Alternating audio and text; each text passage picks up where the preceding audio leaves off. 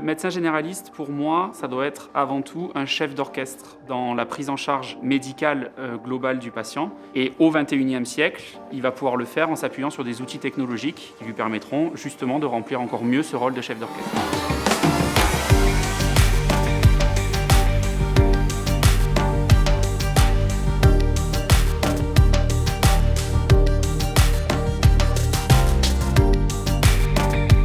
Bonjour, je m'appelle Dr Flo, je suis médecin généraliste, j'ai 31 ans et j'exerce dans la région d'Aix-en-Provence. Le réseau social, c'est quand même un outil qui permet de faire rentrer un petit peu les gens qui regardent dans notre quotidien. Et je me suis rendu compte qu'il y avait pas mal de monde qui était très friand de rentrer dans le quotidien en fait, du médecin généraliste et de voir les choses d'un œil différent, de voir les choses d'un angle différent.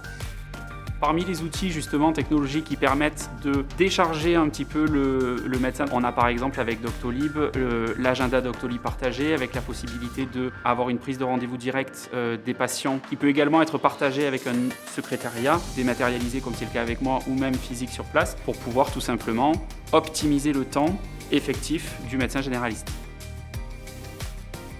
J'exerce une activité en parallèle qui est d'influenceur santé sur les réseaux sociaux et notamment sur Instagram avec mon compte Dr Flo. C'est un compte grâce auquel je fais en fait de la vulgarisation médicale. De cette activité sur les réseaux sociaux a découlé mon envie en fait d'écrire un roman de témoignage en plaçant le lecteur dans la tête du médecin généraliste pour lui faire découvrir un nouvel angle de vue au cours de la consultation médicale tout simplement. En ouvrant ce compte Instagram, je me suis rendu compte que je me suis confronté quotidiennement à un public qui est un public majoritairement non professionnel de santé, qui était très friand de ce que j'avais à raconter d'un point de vue formel et d'un point de vue médical, mais qui était également très friand de tous les à côté, de tout l'envers du décor.